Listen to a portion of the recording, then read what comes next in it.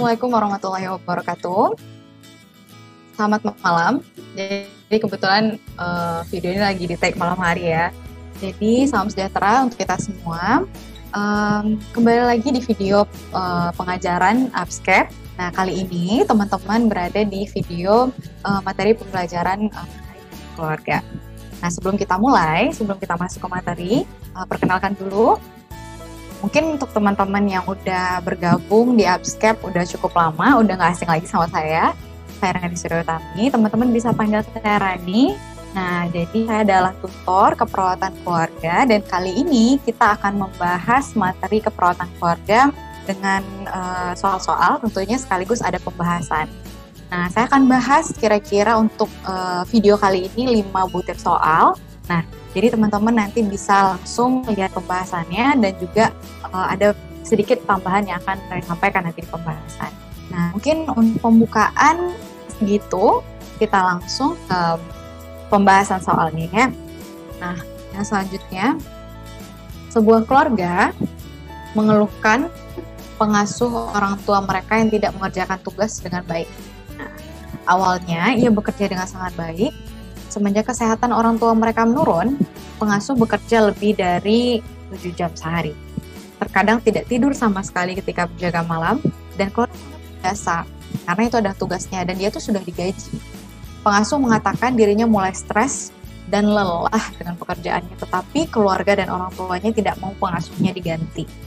Nah, kita masuk ke soal, apakah rencana tindakan keperawatan keluarga yang dapat dilakukan untuk mengurangi stres pada pemberi asuhan. Nah, yang A, bantu pemberi asuhan untuk mengidentifikasi stresor terkini.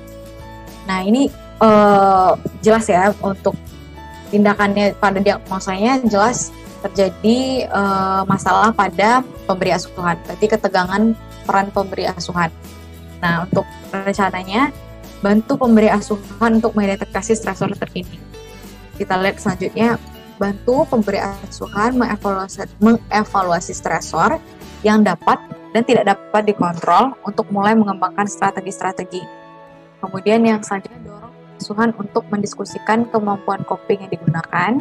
Kemudian bantu pemberi asuhan mengidentifikasi sumber pustaka dukungan informal dan dorong pemberi asuhan untuk berpartisipasi dalam kelompok dukungan. Nah, di sini digambarkan bahwa pemberi asuhan itu stres. Bagaimana tidak, dia harus bekerja lebih dari jam kerja, terkadang tidak tidur sama sekali ketika berjaga malam, dan juga dia sudah mulai lelah dengan pekerjaannya. Nah, untuk rencana tindakan asuhan, kira-kira apa yang tepat? Kalau pemberi asuhan bantu pemberi asuhan untuk mengidentifikasi stresor terkini, nah itu kurang tepat. Kemudian yang B, bantu pemberi asuhan mengevaluasi stresor yang dapat dan tidak dapat dikontrol untuk mulai mengembangkan strategi-strategi. Kita lihat dulu ya, kita keep dulu. Kemudian selanjutnya dorong pemberi asuhan untuk mendiskusikan kemampuan coping yang digunakan. Nah, kemudian yang selanjutnya bantu pemberi asuhan mengidentifikasi sumber pustaka dukungan informal dan dorong pemberi asuhan untuk berpartisipasi dalam kelompok dukungan. Nah, ini jawabannya kita lihat. Sebenarnya udah ada beberapa yang sudah mengacu ke sana. Nah, jawabannya adalah B, bantu pemberi asuhan mengevaluasi stresor yang dapat dan tidak dapat dikontrol untuk mulai mengembangkan strategi-strategi. Nah, kita bisa lihat di data objektifnya. Data subjektif dulu yang kita lihat ya. Keluarga mengeluhkan mengenai pengasuh orang tua mereka yang tidak mengerjakan tugas dengan baik. Keluarga menganggap bahwa hal yang biasa untuk pengasuh tidak tidur sama sekali sepanjang berjam malam mereka. Pengasuh memang digaji itu. Nah, kemudian pengasuh mengatakan dirinya mulai stres dan lelah dengan pekerjaannya. Keluarga mengatakan bahwa tidak mau mengganti pengasuh orang tua mereka. Nah, itu untuk data subjektif ya. Untuk data objektif, tampak menekan dan memforsir pengasuh untuk bekerja. Pengasuh tampak lelah dan stres dengan pekerjaannya. Nah, seperti yang dilihat, itu betul-betul ada pemberi asuhan. Jadi diagnosa yang kita angkatkan ketika terjadi permasalahan pada pemberi asuhan adalah ketegangan pemberi asuhan, yaitu terjadinya kesulitan untuk menampilkan peran pemberi asuhan keluarga. Nah, ditandai dengan kesulitan pemberi asuhan menyelesaikan kewajiban atau tugas yang dibutuhkan, merasa stres, dan mengalami gangguan tidur. Nah, untuk perencanaan tindakan diagnosa ini adalah Nah, yang pertama adalah pemberi asuhan untuk mengidentifikasi stresor terkini. Jadi kalau untuk keperawatan keluarga, apa ya, pemberi asuhan itu juga masuk ke dalam diagnosa, karena di lapangan sendiri kita keluarga akan bekerja langsung dengan pemberi asuhan. Jadi mengganggu proses pada pemberi asuhan itu masuk ke dalam pembahasan keperawatan keluarga. Nah, yang pertama, pembahasan rencananya itu gunakan yang tidak menghakimi. Bantu pemberi asuhan mengevaluasi stresor yang dapat dikontrol untuk mengamalkan strategi-strategi. Nah, hal ini untuk mengurangi dengan soal kita. Nah, kita lihat yang lain. Dorong pemberi asuhan untuk mendiskusikan kemampuan menggunakan untuk mengatasi kondisi yang salah di masa. Nah, berguna untuk kepercayaan. Nah, kenapa harus mendiskusikan kemampuan coping? Ternyata kurang tepat kalau ini yang dipakai untuk mengatasi stres. Kurang tepat. Lebih tepatnya adalah pilihan yang B. Berarti teman-teman bisa lihat sendiri ya, untuk option yang lain itu kurang tepat, tidak berhubungan dengan option yang data dominan digambarkan di kasus, yaitu perawat mengalami stres. Oke, nah kita lanjut ke soal yang selanjutnya ya. Soal selanjutnya, seorang lansia berusia 76 tahun tinggal di sebuah perkampungan kumuh bersama suami dan 3 anak. Saat melakukan konsultasi di posyandu lansia, klien mengeluh lemas, mual, disertai muntah, nafsu makan menurun, dan sulit buang air besar. Setelah melakukan pemeriksaan lebih lanjut, klien diduga dari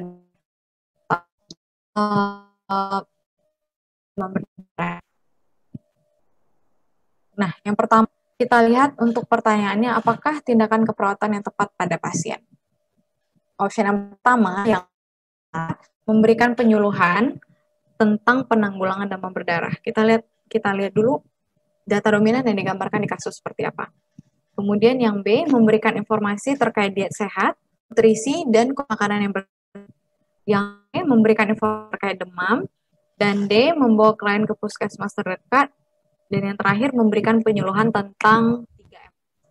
Nah, teman-teman bisa lihat di soal data dominan yang digambarkan yaitu terkait kondisi dari klien sendiri. Klien itu mengalami lemas, mual, makan yang menurun, dan sulit buang.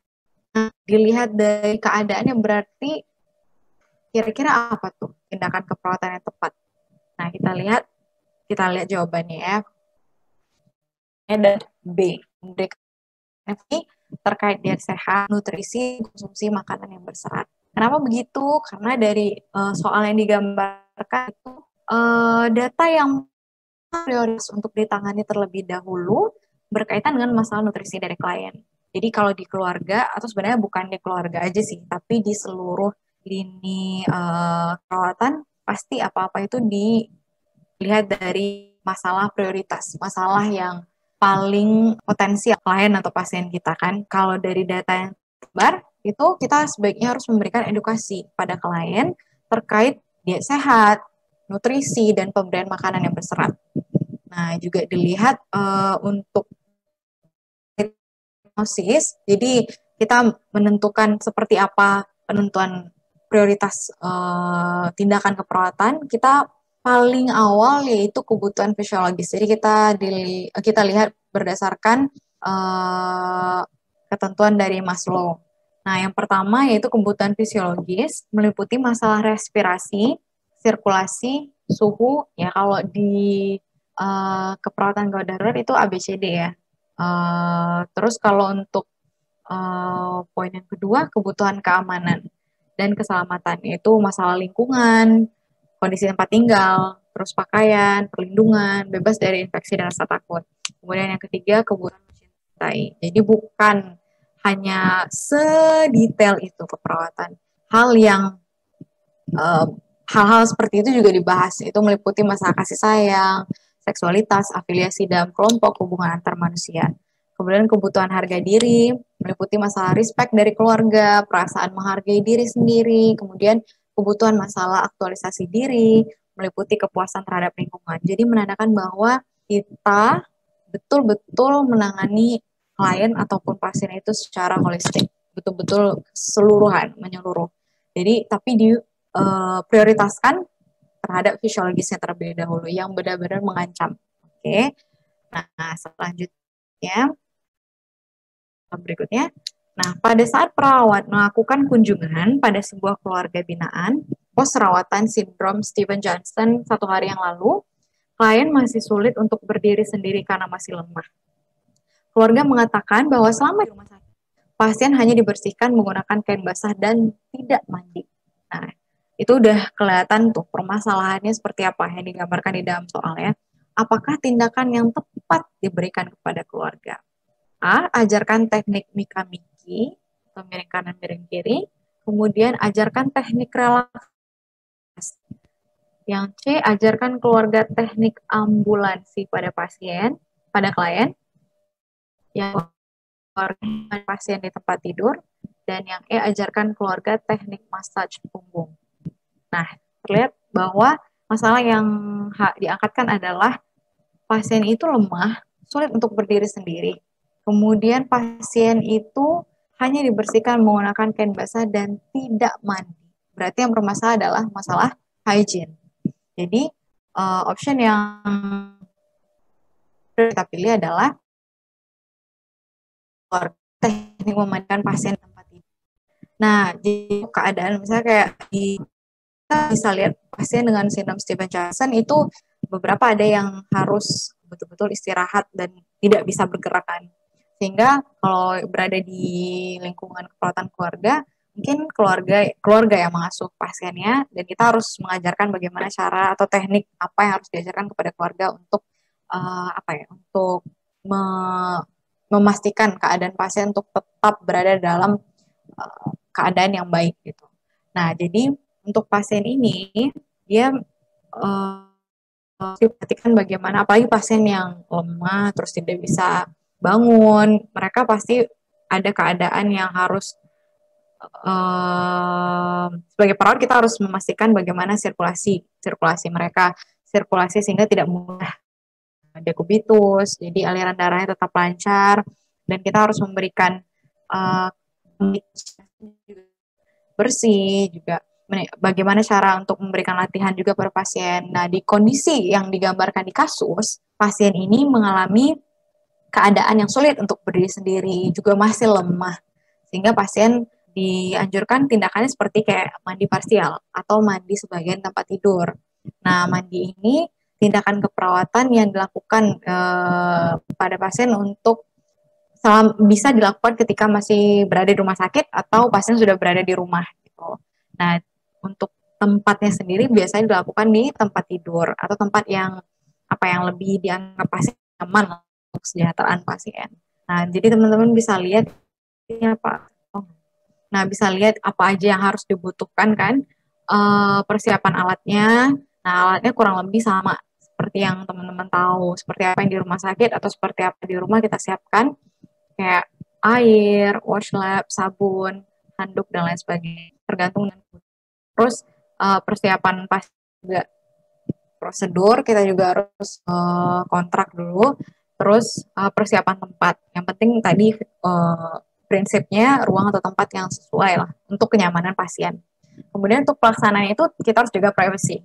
Jadi kita pasang sampiran atau screener betul-betul walaupun pasien dalam keadaan lemah, tapi yang paling penting kita harus jaga privasi pasien.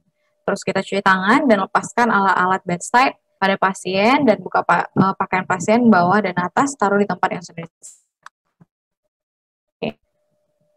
Dan selanjutnya kita bersihkan bagian dada, ditutup dengan handuk dan selimut sampai pusar. Mulai dari mata, telinga, hidung, dan leher.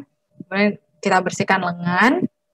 Kita bentangkan handuk di bagian lengan kiri yang terjauh. Kemudian basahi dari jari-jari dan sela-selanya sampai dan tangannya. Kemudian dada dan perut, basahi sabuni daerah perut, kemudian keringkan. Betul-betul diberi ke daerah leher, ketiak, dada, perut, dan ratakan dengan kapas. Kemudian kita cuci punggung, kita miringkan pasien dan pastikan keamanan pasien. Jangan sampai pasien kita mandikan terus berguling ke bawah. Jadi kita harus pastikan pasien itu benar-benar safety.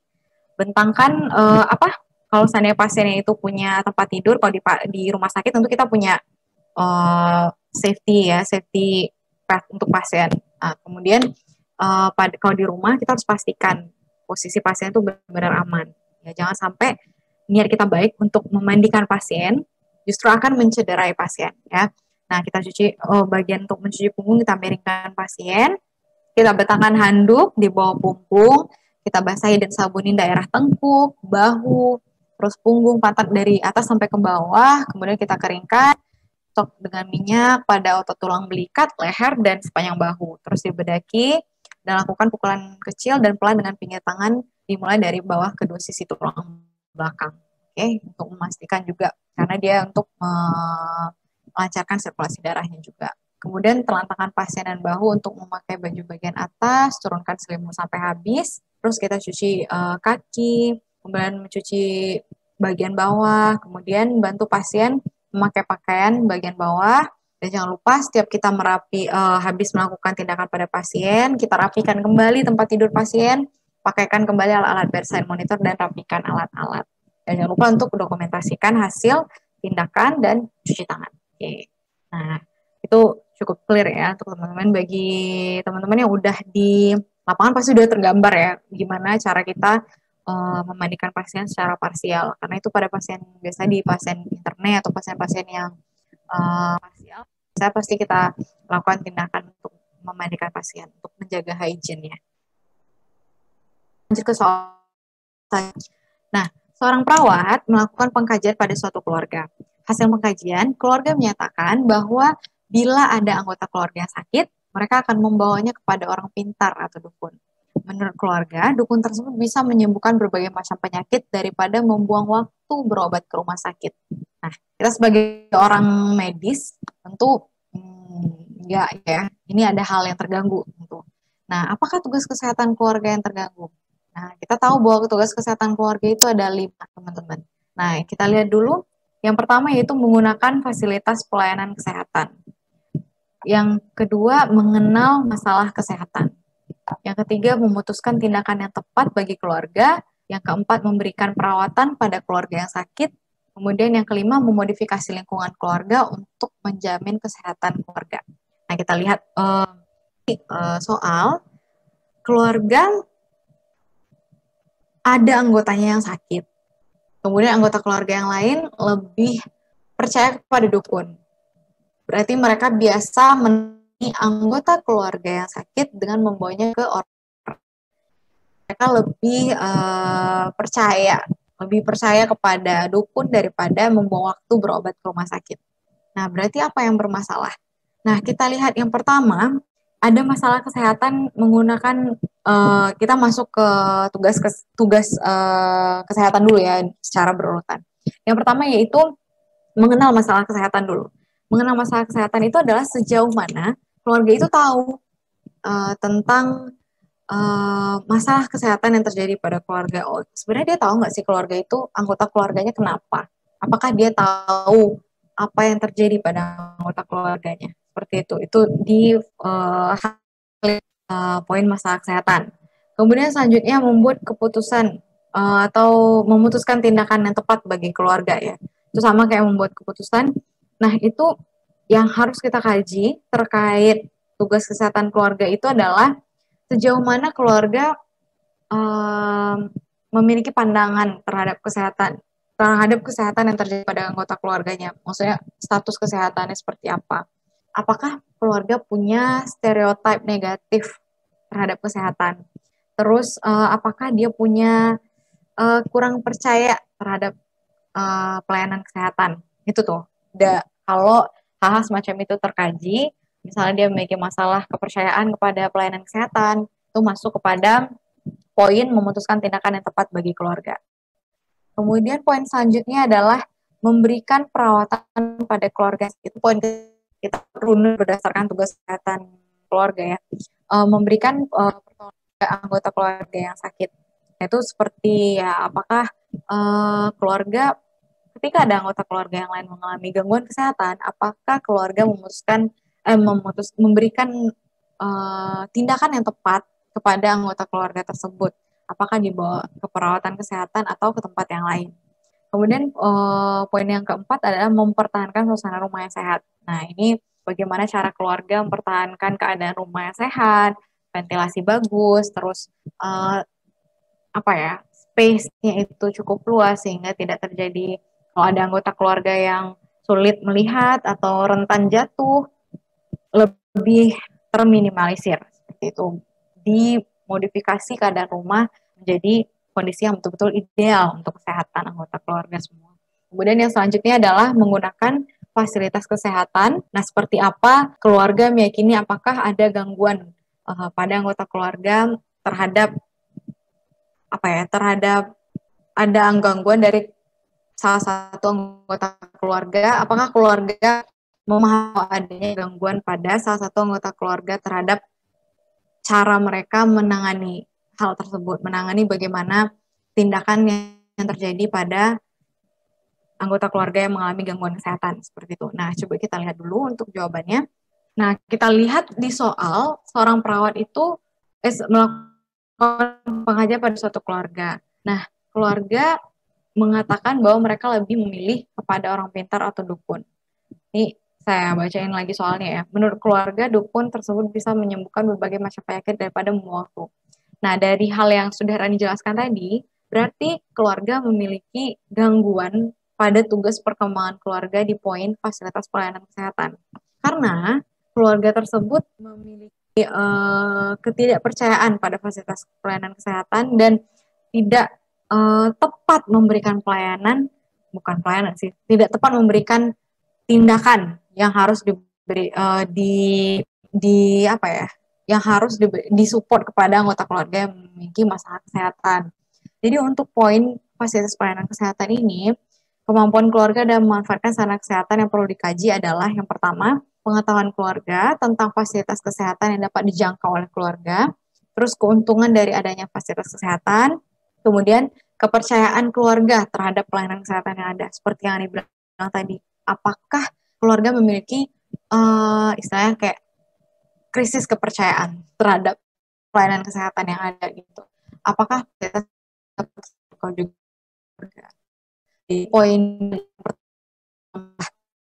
pertama keputusan, kemudian bagaimana memberikan perawatan pada anggota yang sakit, kemudian yang keempat adalah mempertahankan suasana rumah atau memodifikasi lingkungan keluarga, kemudian yang kelima adalah menggunakan fasilitas. Jawaban dari soal yang ini adalah A, menggunakan fasilitas pelayanan kesehatan. Oke, kita lanjut ya. Untuk soal selanjutnya, ini adalah terkait tugas keluarga. Jadi masuk materi tahap perkembangan keluarga, tugas dan tahap perkembangan keluarga. Nah, kita baca soalnya dulu. Perawat sebuah keluarga di sebuah kelurahan. Keluarga ini merupakan pasangan yang baru menikah, sudah dikaruniai anak yang berumur 5 bulan. Keluarga tampak sangat menikmati masa di orang tua, saling melengkapi satu sama lain, dan terkadang orang tua mereka juga datang untuk melihat keadaan cucu mereka. Apakah tugas perkembangan keluarga yang tidak ada ini? Nah, kita bisa lihat dulu nih, pada tugas ini, keluarga masuk dalam perkembangan keluarga. Keluarga pasangan baru menikah, sudah dikaruniai satu orang anak berumur bulan. Nah, key point, baru dikaruniai satu anak bulan. Keluarga berada pada fase childbearing family, yaitu 30 bulan. Keluarga pada childbearing family apa masuk ke dalam tahap perkembangan itu? Yang pertama yaitu mempertahankan. Kemudian yang kedua, membentuk keluarga muda sebagai unit yang stabil. Kemudian yang ketiga, pendidikan dan konseling keluarga berencana. Ini pertanyaan dan tidak termasuk, ya. Kemudian yang selanjutnya, memperbaiki hubungan setelah terjadinya konflik. mengenai tugas perkembangan dan kebutuhan berbagai keluarga. Yang memperluas hubungan dengan keluarga besar dengan menambah peran orang tua menjadi kakek dan nenek. Jadi teman-teman, kita kembali lagi ke konteks soalnya, yaitu pada tahap yang termasuk yang pertama, yaitu mempertahankan hubungan pernikahan yang memuaskan. Oke. Kemudian membentuk keluarga muda sebagai suatu unit yang adil. Coba kita lihat jawabannya. Pendidikan dan konseling keluarga berencana. Kemudian yang keempat, memperbaiki hubungan setelah terjadinya konflik. Dan yang kelima, memperluas hubungan dengan keluarga besar dengan menambah peran orang tua menjadi kakek dan nenek. Oke, kira-kira jawaban yang betul apa ya? Kita lihat ya. Karena ini jawaban tidak termasuk. Nah, jawabannya adalah C, pendidikan dan konseling keluarga. Nah, mereka baru punya anak, tiba-tiba sudah langsung ke keluarga yang berencana. Itu tepat ya. Jadi, option keluarga berencana ini ada pada tahap keluarga baru, tahap pertama. Nah, keluarga saat ini berada pada tahap kedua, yaitu childbearing family, dengan kelahiran anak pertama dan berlanjut sampai bayi berusia 30 bulan, dan tugas perkembangannya adalah membentuk keluarga muda sebagai suatu unit yang stabil. Jadi, karena adanya anggota keluarga yang baru, kita menggabungkan bayi yang baru ke dalam keluarga. Terus yang kedua, memperbaiki hubungan setelah terjadinya konflik mengenai tugas perkembangan dan kebutuhan berbagai anggota keluarga. Karena ketika keluarga ke anggota baru, pasti akan terjadi hal baru. Misalnya juga anggota yang selanjutnya mempertahankan hubungan pernikahan, ya. Setelah ada yang anggota baru, tentu ada hal-hal yang berubah atau mungkin ada hal-hal yang harus dibicarakan. Kemudian memperluas hubungan dengan keluarga besar dengan menambah peran menjadi orang tua kakek nenek. Karena otomatis ketika sudah kedatangan anggota keluarga yang baru, sudah kedatangan bayi, tentu akan ada perubahan peran. Yang awalnya menjadi ayah ibu, kemudian menjadi suami istri, kemudian menjadi orang tua, kemudian dari orang tua menjadi kakek nenek. Hal seperti itu. Jadi ada hal-hal yang harus mereka lakukan sebagai tugas perkembangan keluarga. Baik, itu untuk soal yang sudah dijelaskan semua, ada sekitar beberapa butir soal. Nah, teman-teman, terkait soal keperawatan keluarga, mungkin teman-teman sedikit sedikit bingung ya, karena keperawatan keluarga ini memang saya akui soalnya panjang dan juga penjelasannya juga panjang.